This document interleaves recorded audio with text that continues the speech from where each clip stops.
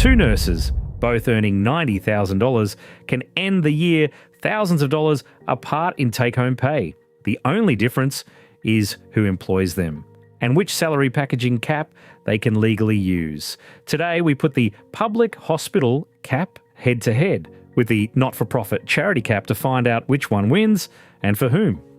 According to William Buck's 2024 Salary Packaging Guide and the FAA 2026 caps, a public hospital worker can package up to $9,010 of living expenses tax-free, while a not-for-profit employee gets a $15,900 cap. KHT's 2026 guide shows that at a 34.5% marginal rate, fully using these caps is worth roughly $3,100 a year for the hospital worker and about $5,400 for the not-for-profit worker. A private sector employee with no FBT concession, by contrast, gets zero tax saving on the same expenses, according to the ATO's salary sacrificing rules. Over a career, that gap compounds into six figures. Here is the at-a-glance picture. The not-for-profit cap, per the FAA 2026 guide, lets eligible employees package $15,900 of general living expenses tax-free, plus a separate $2,650 meal and entertainment cap. The public hospital cap covers $9,010 of general expenses with the same $2,650 meal and entertainment allowance, according to William Buck. Both beat the private sector decisively. The contest is really about which concession is larger. The not-for-profit cap is built for staff at public benevolent institutions, charities and registered not-for-profits. Think aged care, disability support and community services. According to the FAA 2026 guide, eligible employees can package $15,900 of general living expenses such as rent, mortgage and bills from pre-tax salary. KHT's 2026 guide notes that at a 34.5% marginal rate, fully using this cap saves roughly $5,400 a year. If your employer qualifies, this is the most generous everyday cap available in the Australian system. The headline advantage is the cap size itself. According to William Buck and the FAA 2026 guide, a not-for-profit employee fully using the $15,900 cap saves around $5,400 a year at a 34.5% marginal rate. KHT's 2026 guide notes that each sacrificed dollar can save nearly 50 cents once the Medicare levy is included at higher brackets. That makes the not-for-profit cap nearly 70% larger in dollar terms than the public hospital equivalent, which is the single biggest reason it tends to win on raw value. The catch is that you do not get to pick this cap. Eligibility is entirely about your employer being a registered public benevolent institution, or not-for-profit, according to the ATO's salary sacrificing rules. Packaged amounts also show up as reportable fringe benefits, which the ATO notes can affect income-tested obligations such as Medicare, levy, surcharge thresholds, and certain family payments. So the bigger cap is real, but only if you both qualify, and watch how the grossed-up reportable amount interacts with your wider tax position. The public hospital cap is built for the public health workforce, registered nurses, doctors, allied health staff and hospital administrators employed directly by a public hospital. According to William Buck's 2024 guide, these employees can package $9,010 of general living expenses tax-free, plus the separate $2,650 meal and entertainment cap. For our persona, Emily, a 38-year-old nurse on $90,000, this cap suits her perfectly because her employer qualifies and she has everyday expenses ready to package. The standout advantage is how quickly it converts into cash.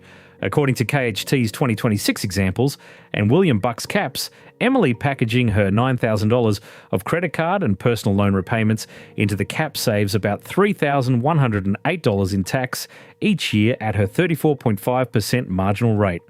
Divided across her $90,000 salary, that is the equivalent of a 3.4% pay rise for money she was already spending. Adding the $2,650 meal and entertainment cap saves a further $914.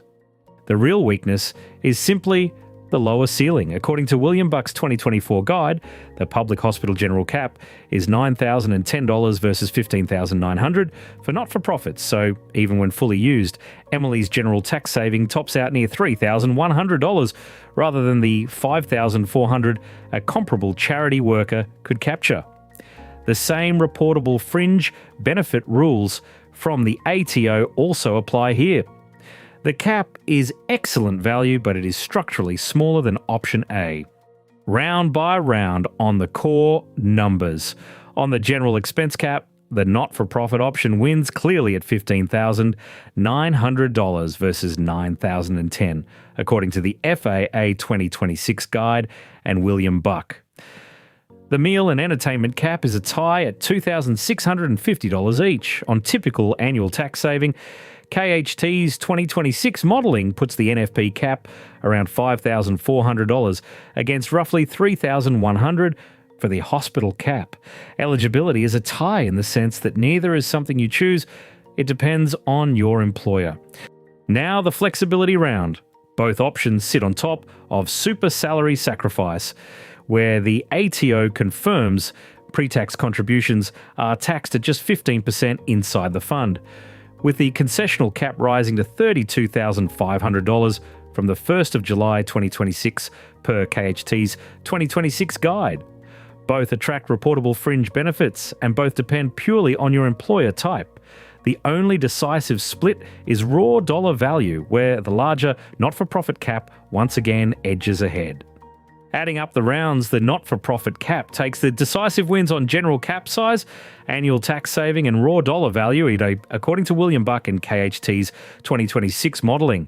The public hospital cap matches it on the meal and entertainment cap and on super salary sacrifice access. So on paper, option A scores more rounds. But remember, neither cap is something you can simply switch to at will. Here is the single number that decides it for almost everyone. According to the ATO's salary sacrificing rules, these FBT-exempt caps are tied entirely to your employer being a public hospital, a public benevolent institution, or another eligible not-for-profit.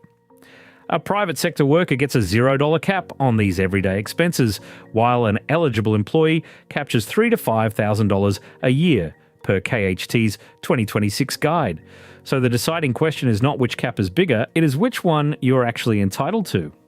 So what is the verdict? If you genuinely had a free choice, the not-for-profit cap wins, saving around $5,400 a year versus roughly $3,100 for the public hospital cap, according to William Buck and KHT's 2026 modelling. But in reality, you do not choose. Your employer type decides which cap applies, so the honest answer is that it depends. If you work in a public hospital like our nurse Emily, the $9,010 cap plus the $2,650 meal cap is your clear win, worth about $4,000 a year combined. If you work for a charity or not-for-profit, use the $15,900 cap to its limit, and whichever camp you fall in, layering super salary sacrifice on top, taxed at just 15% per the ATO, adds hundreds more a year and over $100,000 across a career. Here is the clean decision rule. Choose the not-for-profit cap if your employer is a registered charity, public benevolent institution, or community services not-for-profit, because the $15,900 cap gives the biggest saving per the FAA 2026 guide.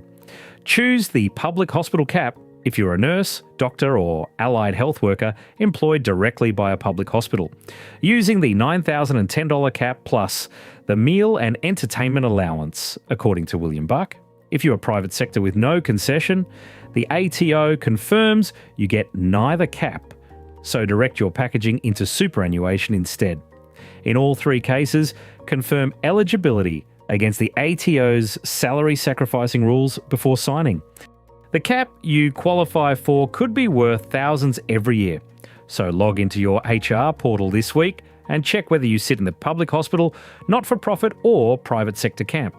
If this breakdown helped you see the difference, subscribe to The Fine Print for more clear, evidence-led money decisions. And remember, this is general information only, not financial advice.